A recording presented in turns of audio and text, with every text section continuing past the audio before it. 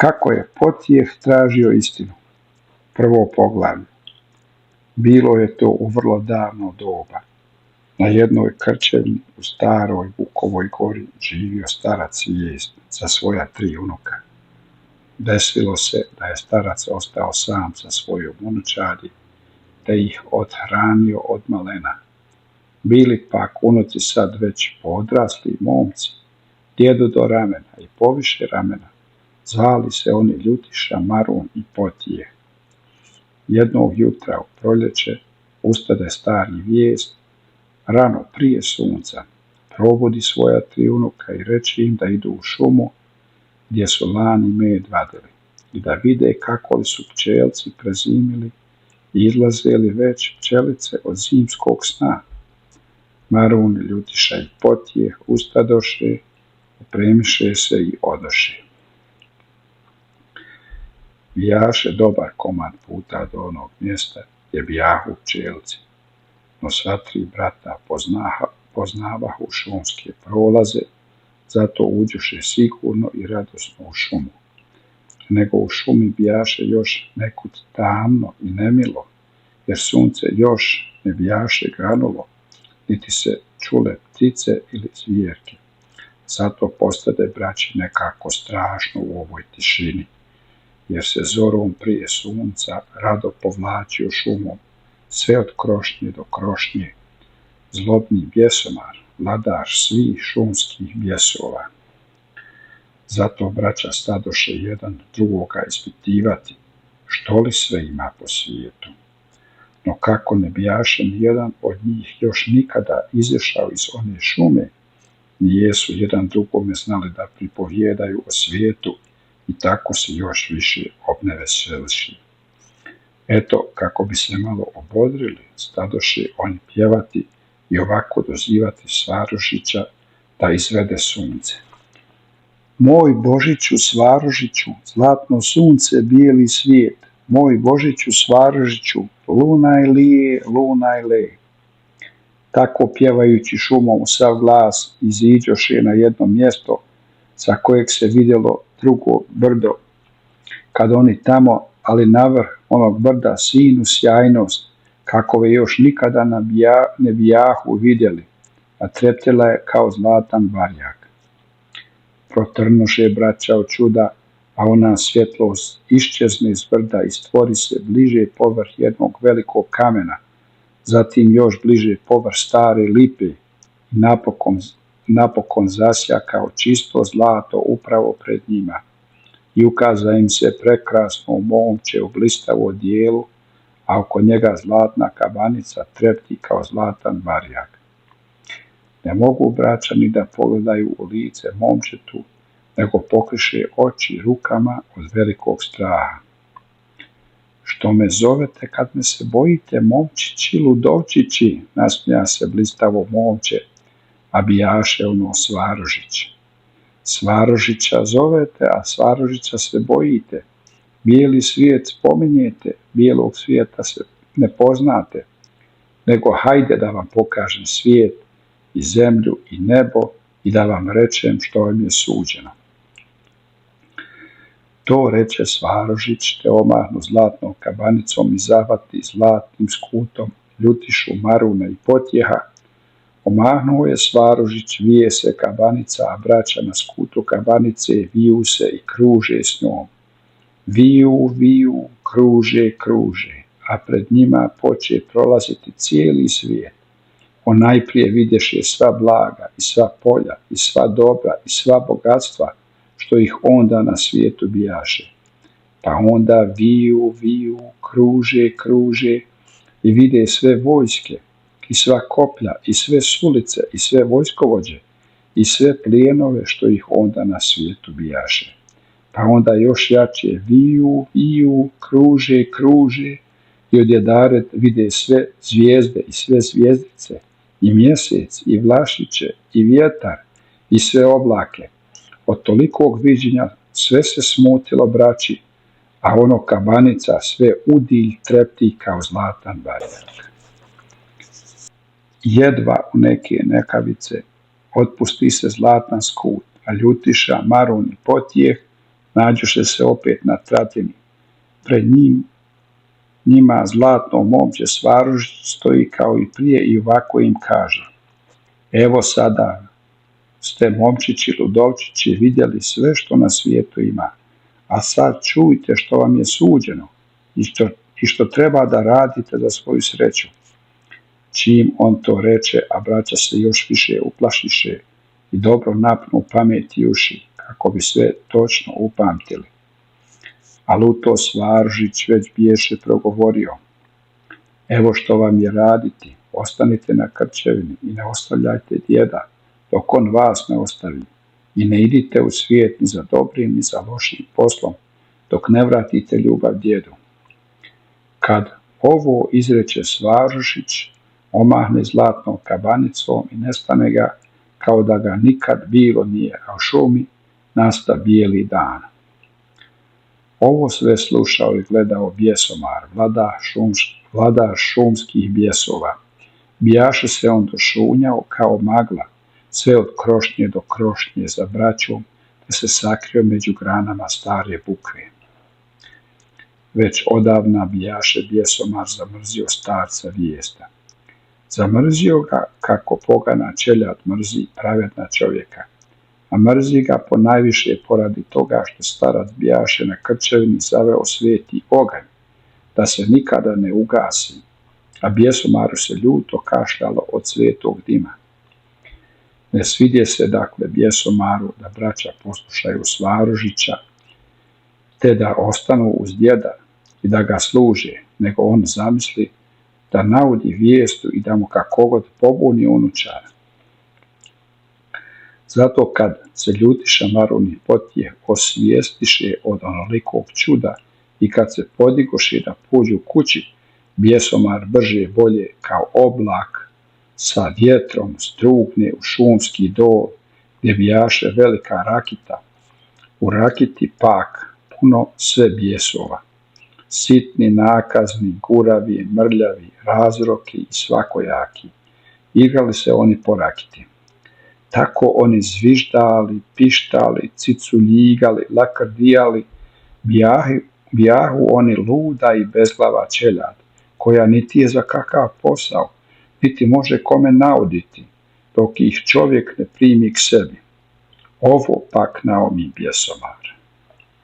Zato oni zabere trojicu od njih i zapovjedi im da pođu tamo i da zaskoči svaki po jednog od one braće i da gledaju kako li će po njima nauditi starome Vijestu. Dok bjesomar tako biraše bjesove, dotle Marun, ljutiša i potjeh iđahu putem, a bijahu tako uplašeni, te nijesu upamtili ni ono što su gledali leteći, ni ono što im bijaše rekao Svaružić. Doša pred kolibu, sjedoše na kamen i kazivahu djedu što im se desilo.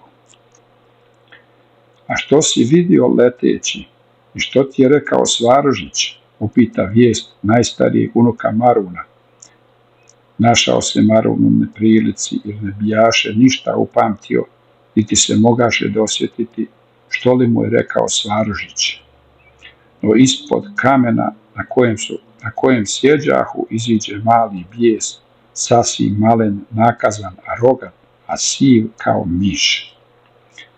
Potegnu bijes Maruna od ostraga za košulju i šapnom: reci, vidio sam silena bogatstva, 100 pčelaca, kolibo od drva tesanoga i mnogo krzna najskupljega, i rekao mi Svaružić, bit ću najbogatiji među braćom. Marun i ne promisli je li istina što mu bijes govori, nego se obradova i onda reče djedu kako mu bijes šaptaše. Čim on reče, a bijes mu skoči u torbu, sakrije se u jedan kut torbe i ostane tamo. Upita Vijest drugog unuka Ljutišu, što li je vidio leteći i što li kaza Svaružić. Ljutiša nije ništa vidio i ništa upamtio, no ispod kamena iziđe drugi bijes, sasvim malen, ružan, nakazan i rogat, a sur kao tvorić. Povuče bijes Ljutiša od ostraga za košulju i šapnu mu: reci, vidio sam mnogo ljudi oboružanih i mnogo lukova i strelica i mnogo robova okovanih. I rekao mi Svaružić, bit ćeš najsilniji među braćom svojom. Ljutiša kao i Marun ništa ne promisli, nego bijaše veoma radostan i slaže djedu kako mu bijes šaptaše. A bijes mu odmah zaskoči za vrat, puzne mu u košulju i sakrije se u njedrima i ostane tamo. Sad upita djed i najmlađeg unuka: potjeha? No i on ništa nije upamtio, ali iziđe ispod kamena treći bijes, najmlađi, najružniji, rogat u velike rogove, a crn kao krtica. Povuče bijes potjeha za košulju i šapnu mu: reci, sve nebo i sve zvijezde i sve oblake sam upoznao. I reče mu Svaružić: bit ćeš mudrac najveći i razumit ćeš što govore vjetrovi i što kazuju zvijezde. Ali Potjeh vrlo ljubljaše istinu, zato ne htjede da posluša bijesa, niti da laže djedu, nego otepe bijesa nogom i reče djedu: ne znam, djede, ni što sam vidio, ni što sam čuo. Zacviči bijes, ugrize Potjeha za nogu i puznu kao gušter pod kamen. Potjeh pak odmah uze travu najljuću i poveže nogu kako bi brže zacijelila. Drugo poglavlje. Kad Potjeh onako nogom otepe bijesa, uteče bijes najprije pod kamen, a onda se odšulja u travu, te kroz travu odskače u šumu, a iz šume u rakitu. Dođe bijes pred bjesomara, pa dršćući od straha reče: bjesomare, ljuti care, evo nisam mogao da zaskočim momka kojeg si mi odredio. Razljuti se strahovito bjesomar, jer on poznavaše ono troje braće, pak se ponajviše bojao Potjeha, da će se istini dosjetiti, a dosjetili se on istini, onda se bjesomar neće riješiti ni starca vijesta, ni svetoga ognja. Uhvati dakle ljuti bjesomar bijesa za rog, podigne ga u zrak i ispraši ga dobro brezovačom. Idi tamo, viknu on tada, idi tamo do onog momka i jao si ga tebi, dosjetili se istini. Pusti iza ovih riječi bjesomar bijesa, a ovaj uplašne kao sinja kukavica, čučao 3 dana u rakiti, te smišljao i razmišljao kako li će obaviti tešku zapovijed. Bit će meni taman ista muka s Potjehom, kao Potjehu sa mnom, mišljaše bijes.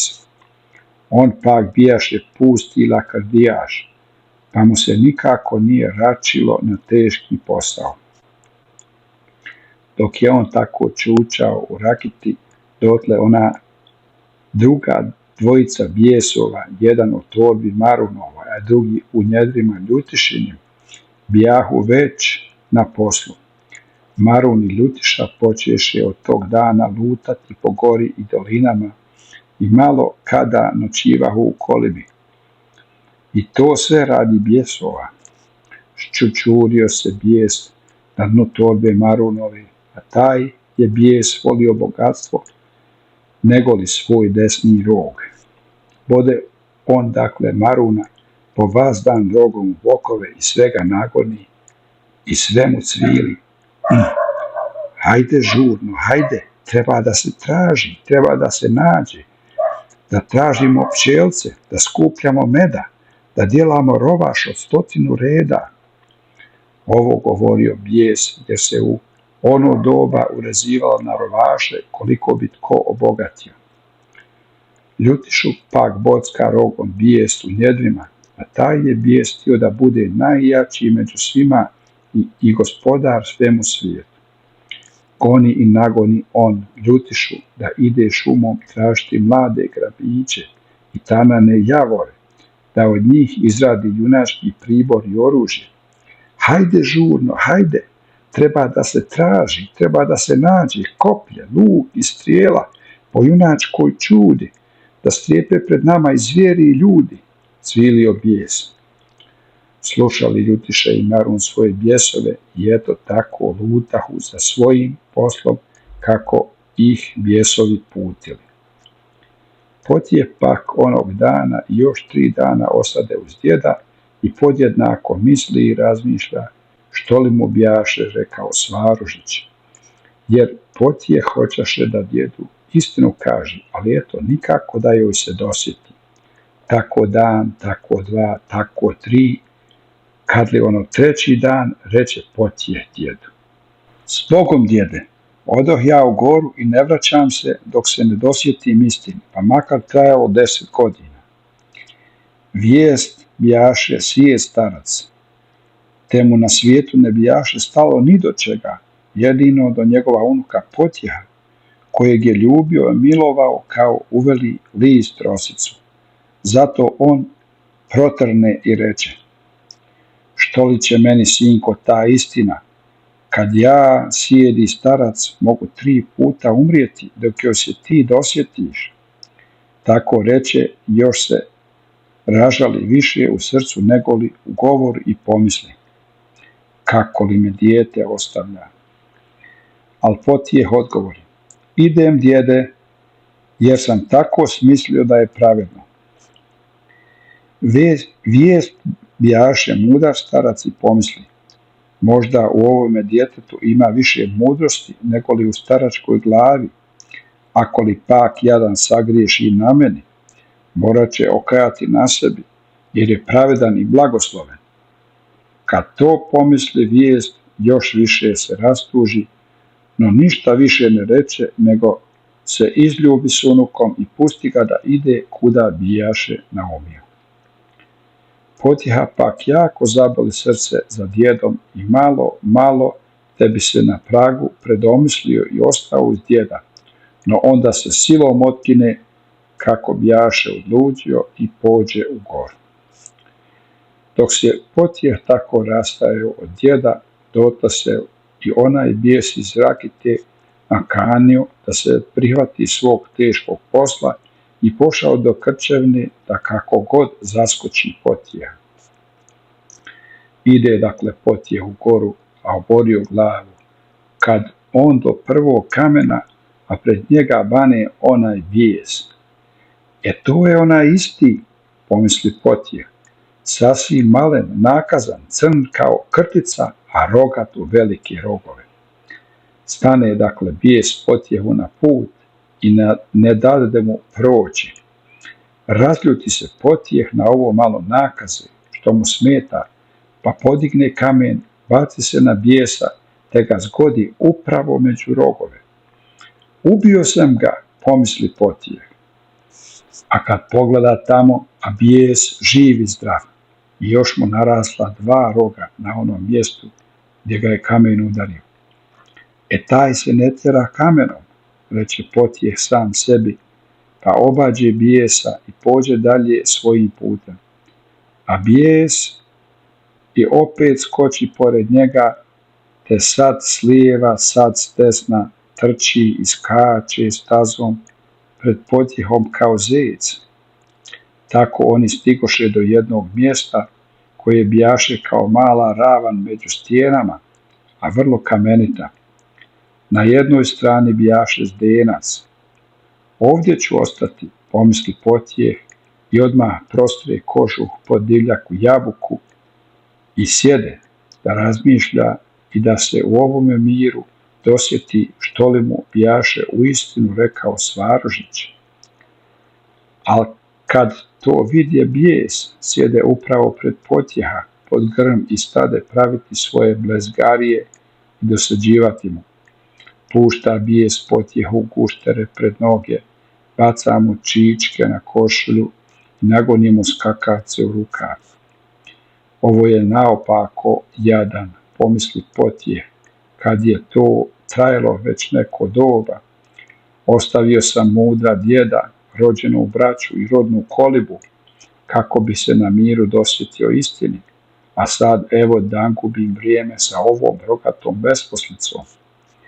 No kako bjaše došao po čestitom poslu, pomisli, da je najpravednije da ipak ovdje ostane. 3. poglavlje. Tako poživješe Potjeh i bijes zajedno na kamenitom zaravanku i kako prvog dana, tako i svaki dan bijes kvari i ometa posao Potjehu. Istom svane lijepo jutro, a Potjeh ustane od sna i raduje se, tiha li dana radosti moja. Danas ću se dosjetiti istini, ali eto, već se sa divljake prosipa puna šaka jabuka po Potjehu, te mu sva glava zveči i sve mu se misli pometu, a ona se nagrda sa divljake smije i prenemaže od smijeha. Jel se opet Potjeh u hladu ponajbolje zamisli i sve mu se čini, eto, sad će mi sinuti u pameti, sad ću se domisliti istini, ali ono bijes u onaj čas izdaleka namjeri sa bazgavom cijevi i polije Potjeha mlazom one hladne vodice, te mu se odmah izgubi u glavi što god bijaše smislio. I što god ima ludorije, što god ima blezgarije, to bijes po zaravanku stvara. A još bi nekako i bilo da se nije Potjehu nekuda je mililo gledati ove ludorije. Koliko promišlja o svom poslu, toliko mu se oči otimaju da gleda što li sve stvara ono ludo čeljade. Dogodilo to već i samom Potjehu, jer ga sve više želja mori da se k djedu vrati, a vidi da se uz ovog bijesa nikada neće dosjetiti istini. Moram se ja njega riješiti, odluči Potjeh. Ele jednog jutra zamislio bijes novu dangobu.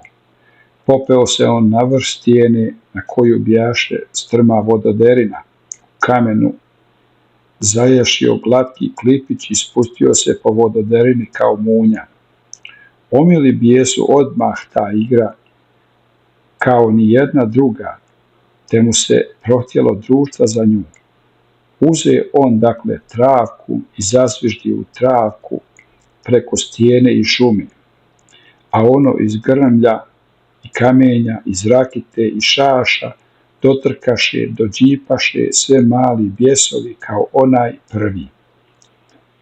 Od njima zapovjeda, a oni svaki uhvatiše po klipić, pa na stijenu, pa da vidiš. Kada sjedoše na klipiće, te kad poleteše niz vododerinu, a bilo ih svake ruke i svakog plemena bjesovskoga. Crveni kao crvendači, zeleni kao zelenbači, rutavi kao jagnje, golišavi kao žabe, rogati kao puž, šušeti kao miš. Takovi oni lete niz vododerinu na svojim klipićima kao luda vojska na ludnim konjima. Lete niz stijenu jedan drugome za petama i ne zaustavljaju se do pol zaravanka gdje ležaše veliki kamen, sav obrastao mahovinom. Tu se zaustavljaju na mahovini te se od velikog zamaha i od puste ludorije koprcaju jedan preko drugoga. Tako se spušta i hohoće družba 2-3 puta, a u Potjehu sve jedna misao drugu goni. I gledao bi ih i smijao bi se, a opet ga jad hvata što mu toliku halabuku dižu. Pa tko bi se u njoj domislio istini? Amo tamo, ali onda odluči Potjeh. Nema smijeha, ni šaranja, ja se tih danguba riješiti moram, jer uz njih badava sam došao ovamo. A Potjeh je opazio da sa vododerine silaze klipići baš pravcem prema Zdencu. Pa da nema onog kamena sa mahovinom, odoše bijesovi strmoglavice u Zdenac. Prikući se dakle Potjeh onom kamenu, pa kad se bijesovi uz hohot i krohot spustiše na svojim klipićima na stijenu, a moj ti Potjeh brže odvali onaj kamen i poleti luda vojska prace do Zdenca pa u Zdenac, naglavce, sve jedan za drugim, sve jedan preko drugoga, i crveni kao crvendači, i zeleni kao zelenbači, i rutavi kao janje, i golišavi kao žabe, i rogati kao puž, i šušati kao miš, a prvi među njima onaj koji se bijaše potjeha nadovezao. A potjeh odmah navali onaj kamen na bunar, i eto tako se uhvatiše bijesovi kao muhe u loncu. Obveseli se potjeh kako li se riješio bijesova, pa ode da sjede i da se sada na miru dosjeti istini. Ali jao si ga njemu, jer se u zdencu počeše vrtjeti i bijesnuti bijesovi kao još nekada. Iz zdenca počeše na sve pukotine iskakivati sitni plamišci, što ih od ljute muke bacali bijesovi. Stadoše žišci skakutati i titati oko zdenca, te potjeh odmah zakruži glava. Zatvori potjeh zato oči da mu ne smetaju žišci. Ali ono u zdencu tolika galama, buka, piska, lupa, cvil i lavež, kucanje i zapomaganje, da potjehu sve uši pucaju, pa gdje bi se mogao o čemu da misli. Zato on začepjuši da ne čuje. A onda poče do njega pridolaziti para i sumpor i čađa, sve što su ih u smrtnoj stisci puštali na pukotine zdenca bijesovi. Okruži čađa i sumpor potjeha i stade ga tušiti i gušiti. Spozna dakle potjeh da tu nema hasne.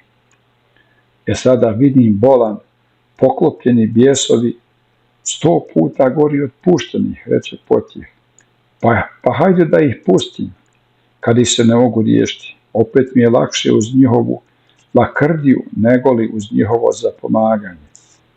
Ode on dakle tamo i otklopi kamen, a uplašeni bijesovi kao divlje mačke poiskakaše na sve strane, utekoše kud koji u goru i nikada ih više na zaravanak. Ostade samo onaj jedan crn kao krtica, a rogat u velike rogove, jer on od straha pred bijesomarom nikako nije smio da ostavi potjeha. Nego i on se od onog dana nekako malo smirio i više poštovaše potjeha nego do sele.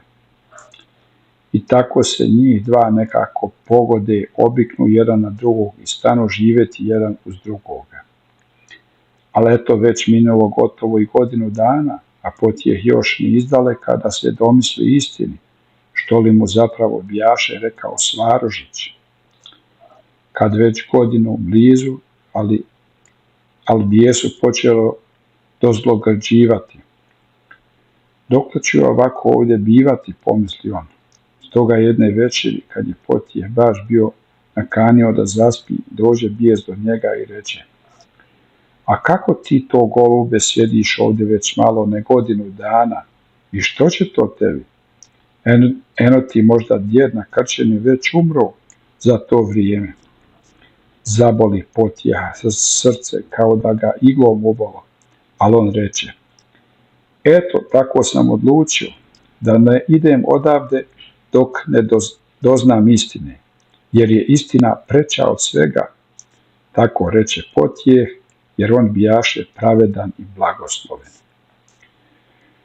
No potjeha se duboko kosnulo, što je bijes spomenuo o djedu, i cijele noći ne mogaše potjeh zaspati, nego se kida i lomi i sve misli kako li je sa djedom, sa milim starcem njegovim. 4. poglavlje. Djed pak življaše za to vrijeme na krčevni sa Marunom i Ljutišom, ali bijaše život okrenuo žalosno po djeda.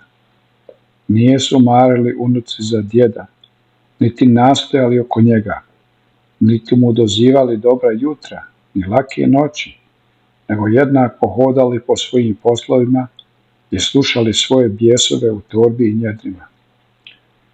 Donosio Marun svaki dan nove pčelce iz šume, tesao i otesao krede, gradio i sagradio novu kolibu, a ponajpreće izdjelao 10 rovaša, svaki dan broji i prebraja kad će se rovaši ispuniti. Ljutiša pak hodao po lovu i razboju, donosio krzna i divljači, dovlačio plijena i blaga, a jednoga dana doveo i 2 roba zarobljena, da služe i poslužuju braću po vas dan. Teško i nemilo bivalo djedu vijestu za sve ovo, a teško i sve nemilije gledali unuci na starca. Šta će im starac, kad neće da služe robovi, nego sramoti unučad, te sam cijepa drva i sam donosi vodu sa kladenca. Tako došlo, te što god bilo na starcu, sve smetalo unucima, pa i to što je starac jednako prilagao svaki dan po cijepanicu svetom ognju. Opazio dobro starac vijest kuda sve to ide i da će se njemu doskora raditi o glavi. Ništa ne požali za životom, jer šta će mu život, nego požali što će umrijeti, a da ne vidi potjeha, blagosloveno dijete svoje, radost starosti svoje. Jedne večeri, dakle, a bijaše to baš one večeri, kad se potjeh onako kamio radi djeda, reče Marun Ljutiši: hajde, brate, da se riješimo djeda, u tebe je oružje, dočekaj ga na kladencu pa ga smakni. Ovo ponajpraće govoraše Marun, jer mu se htjelo pod svaku cijenu stare kolibe da na onom mjestu podigne pčelinjak. Ne mogu, brate, odvrati Ljutiša, kojemu na krvi i na razboju ne bijaše toliko otvrdnulo srce kao Marunu na bogatstvu i rovašima. Al Marun nikako ne popušta, jer mu bijes u torbi jednako šapuće i došapćuje. Vidio bijes u Marunovoj torbi da će on prvi maknuti vijesta sa ovog svijeta i tako steći veliku hvalu pred bijesomarom.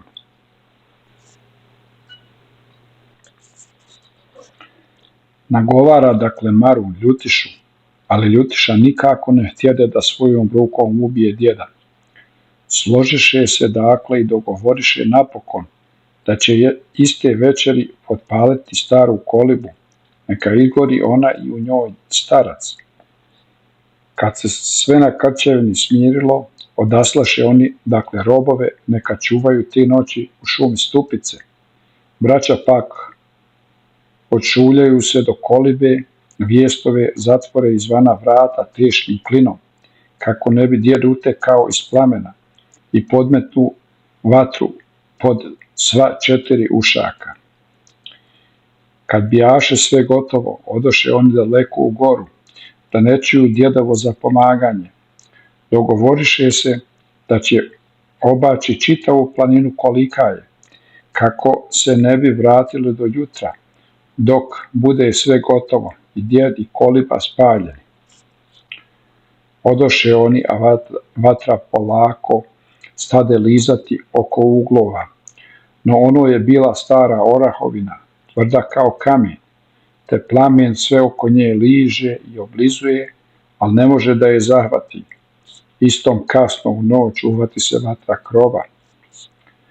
Probudi se starac vijest, otvori oči i vidje da mu krov nad glavom gori.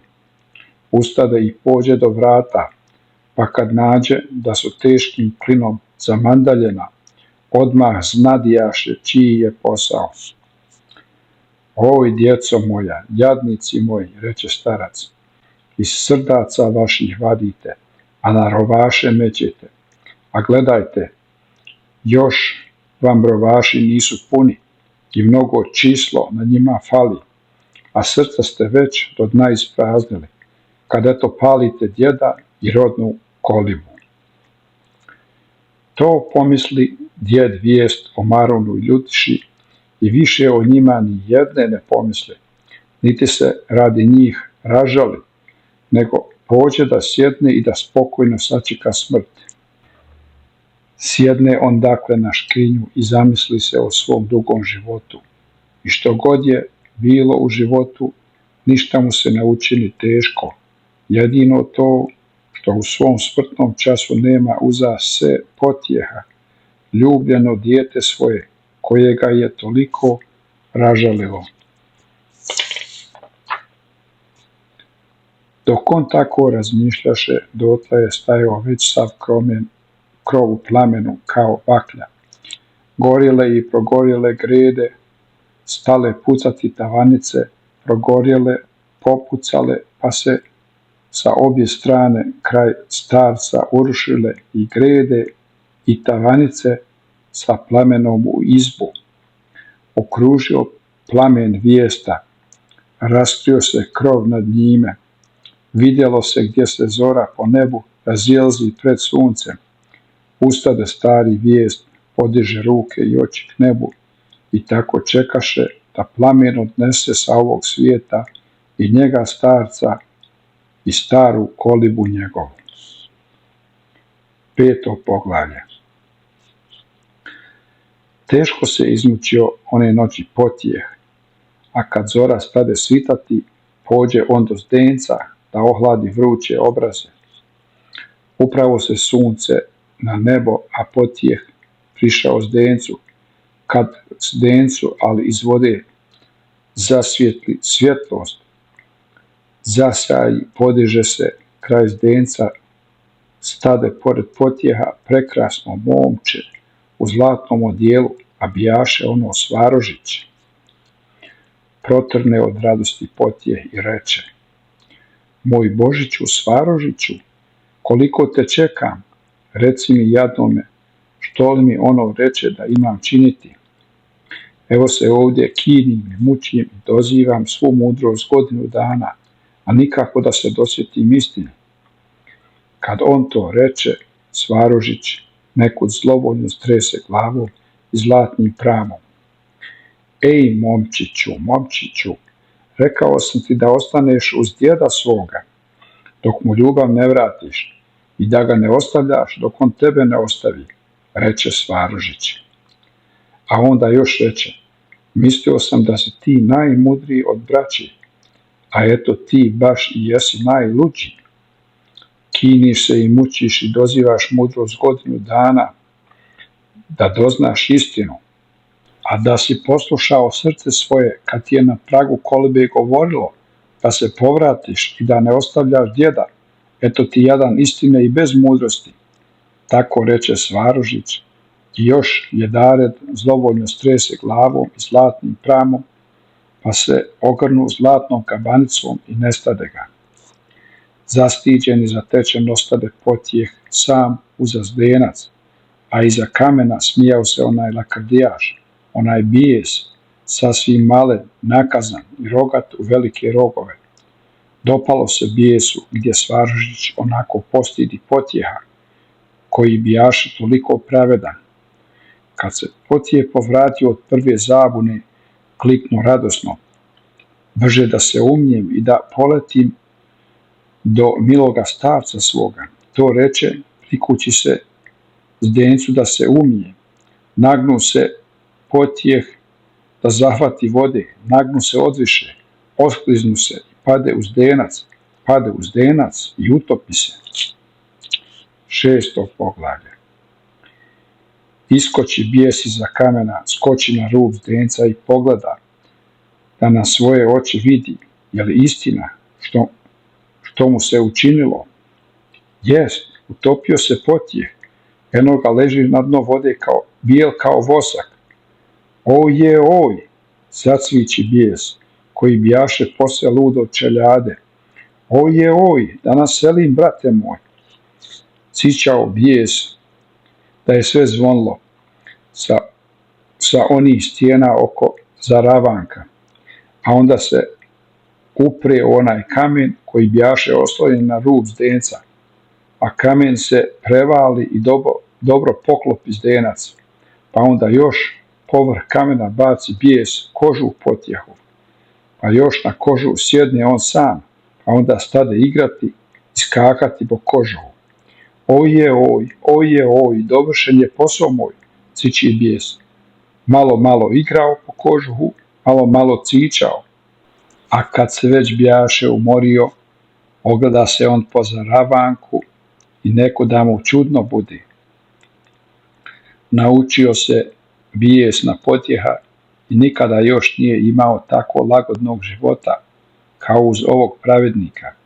Uz njega je po miloj volji lakrdijao, niti mu je tko zanovijetao, niti mu tko zapovjedao, a sad pomisli li pravo, treba da se vrati u Rakitu, u ono blato do ljutog cara bjesomara, a među 500 bjesova, sve samih bijesnih prica, kao što i on sam bijaše.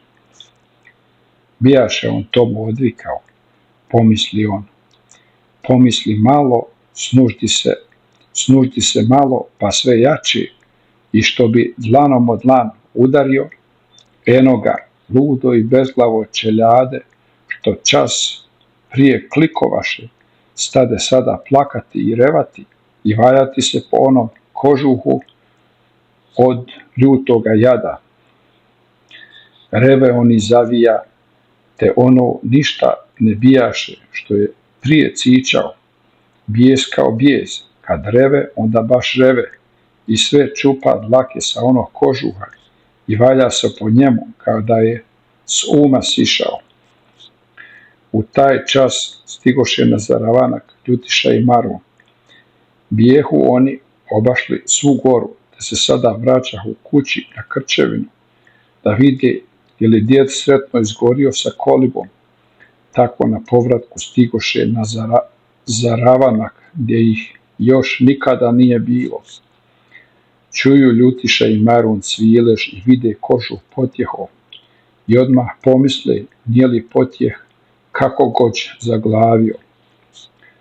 No baš se i ne ražališe za bratom, jer oni ne mogahu ni za kim da žale, dok nose bjesove uza se.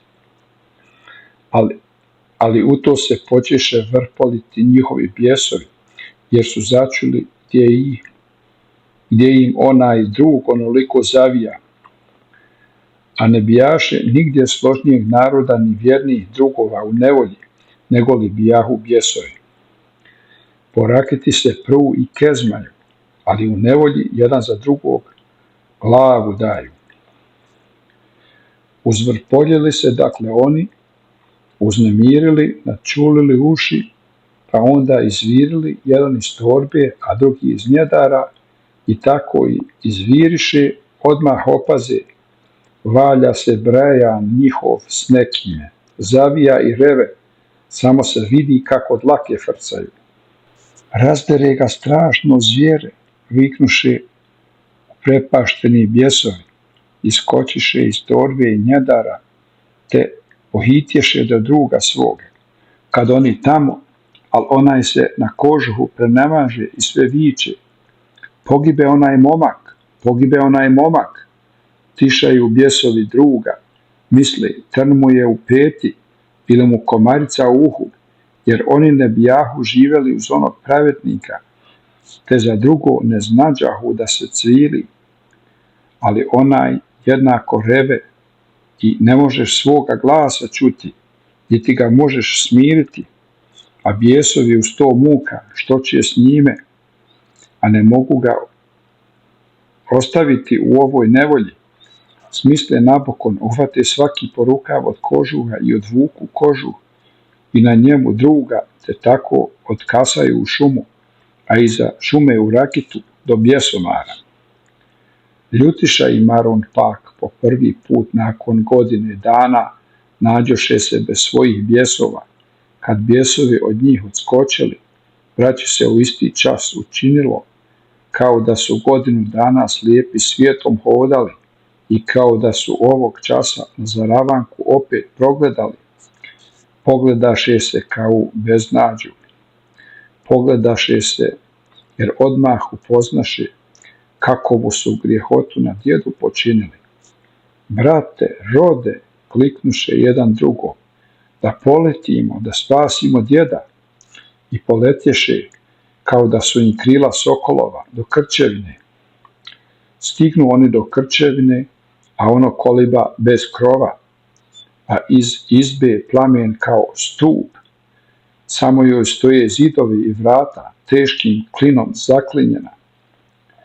Dohrle braća, odbiju klin, nasrnu u izbu i iznesu na svojim rukama iz plamena starca, kojemu taman bijaše plamen obuhvatio noge. Iznesu Ljutiša i Marun djeda, polože ga na ledinu i stajehu kraj njega, a ne smiju ni riječi da progovore. Malo potrajalo, otvori starac oči i kad ih ugleda, ništa ne reče njima, nego upita: jeste li gdjegod u gori našli potjeha? Nismo, djede, odvrate braća i ne smiju da u oči djeda gledaju. Eno poginu potjeh, utopi se jutros u Zdencu, nego nama, djede, oprosti, a mi ćemo te služiti i nastojati kao robovi. Kad oni ovo rekoši, uspravi se djed vijest i ustane na noge. Vama je, djeco moja, vidim, oprošteno, jer, eto, živi ostadoste, a onaj koji je najpravedniji bio, onaj mora da životom okajati svoju krivicu. Hajde, djeco, vodite me da vidim gdje je poginuo. Skrušeno poslušaše Marun i Ljutiša, uzeše djeda pod ruku i poveduše ga spram Zaravanka. Tek što su malo išli, opaze da su zašli i da na tom putu još nikada ne bijahu. Rekoše djedu, no on kaže da pođu dalje tim putem. Tako stigoše do jedne strmine, a na strmini vodio put sve do grebena. Umrijeće nam djeda, ovaki slab na ovoj strmini, šaptahu braća, al starac svije samo reče: hajdemo, djeco, kud put ide. I oni se stadoše verati putem, a starac sve sinjiji i bljeđi u licu, a gore na grebenu sve nešto milo zuji i bruji i blista i sjaji. Kad oni na greben, ali onjemeše, iskameniše se od čuda i strave. Pred njima ni gore ni doline, ni brda ni ravnine, ni ničega, nego se pružio bijel oblak kao bijelo more, bijeli oblak, a po njemu rumen oblačak, na rumenom oblačku stakleno brdo, a na staklenom brdu zlatan dvor, a do dvora široke stube vode. Bijaše ono zlatan dvor Svarožića, iz dvora mila svjetlost blista, što od rumenog oblačka, što od staklenog brda, a što od onog suhog zlata, ali po najviše sa prozora od dvorane sjaji, jer tamo sjede uzvanici Svarožićevi na okopu, te ih iz zlatnih kupa zdravlje nazdravljaju onome koji im novi pridolazi. Al Svarožić niti uziva, niti u dvor pušta ikoga koji krivicu kakovu na duši nosi. Zato se u dvorani skupila družba plemenita i uzorita, pa od nje na prozore ona svjetlost sjaji. Na grebenu stoji djed vijest sa unucima, zanijemili, pa u ovo čudo gledaju, kad al odjednom opaze gdje na onim stubama do dvora neko sjedi, pokrio lice rukama te plače. Pogleda starac, pogleda bolje i upozna, ono je potje. Zatrepti duša u starcu, oslovi se on i zovnu preko oblaka: šta je tebi, dijete moje? Evo me, djede, izdignula me iz denca neka velika svjetlost i prenijela me ovamo, da ovuda dospjeh, a u dvore ne puštaju, jer sam se od tebe ogriješio, odvraća potjeh. Prosuše se suze djedu niz lice, otimaju mu se i ruke i srce, da ogrli ljubljeno dijete svoje, da ga utješi, da mu pomogne, da izbavi čedo svoje milovano.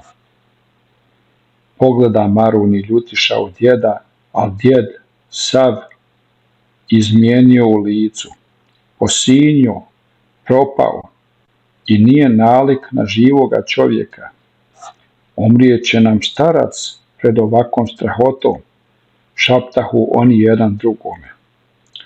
A se starac u to posve ispravio i već se od njih otputio, te se okrenu k njima i reče: idite vi, djeco, vratite se na Krčevinu, pa kad vam je oprošteno, vi živite i uživajte u pravednosti ono što vam je suđeno, a ja idem da pomognem onome kojemu se najbolje daje uz najtežu cijenu. Bijaše glas u djeda posve oslabio, ali pred njima staješe ravan kao stup. Zagledaše se Ljutiša i Marun, što li ono djeda bunca, da će prijeći preko oblaka, a eto ni sape za govor nema. Al se starac već odvojio od njih, odvojio i pošao, zakoračio po oblaku kao da je ledina, pa kako zakoračio, tako i pošao. Ide starac ide, a noge ga nosi, kao da je perce, a haljina mu se na vjetru vije, kao da je oblak na onom oblaku, tako do rumenog oblačka, tako do staklena brda, tako do širokih stuba. Pohrli starac na stube do unuka, oj radosti moja, gdje obuhvati djed unuka, ogrli ga, obuhvati ga kao da ga nikada otpustiti neće. I sve slušaju Marun i Ljutiša, preko oblaka se čuje kako starcu i djetetu grudi jecaju od velike sreće. Uhvati onda starac za ruku unuka i povede ga uza stube do vrata dvora. Lijevom rukom unuka vodi, a desnom rukom pokuca na dveri. I vidi čuda, odmah se vrata širom raskriliše. Otvori se sva sjajnost dvora, a uzvanici i gosti plemeniti dočikaju na dverima djeda vijesta i unuka potjeha.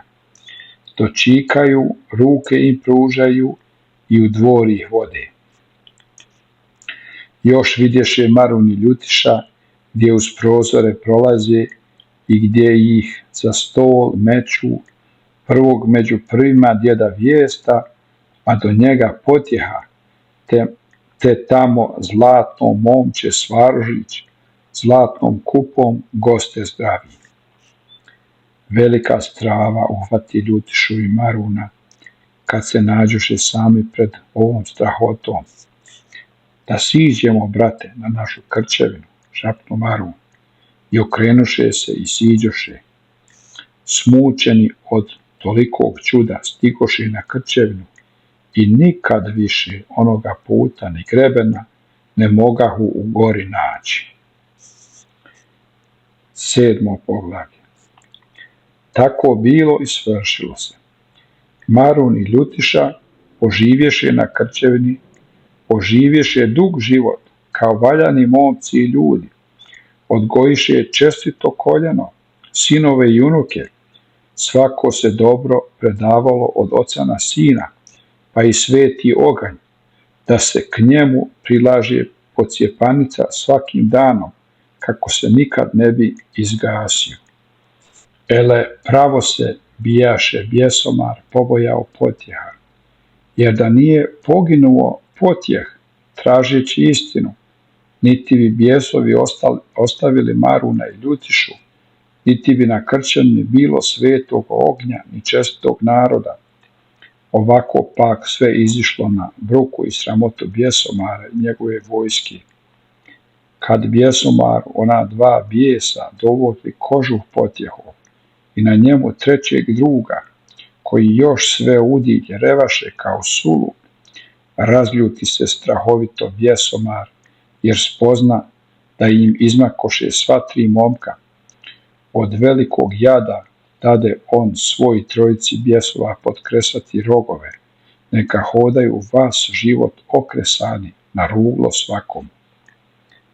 Ali isto na bjesomaru osta najveća sramota.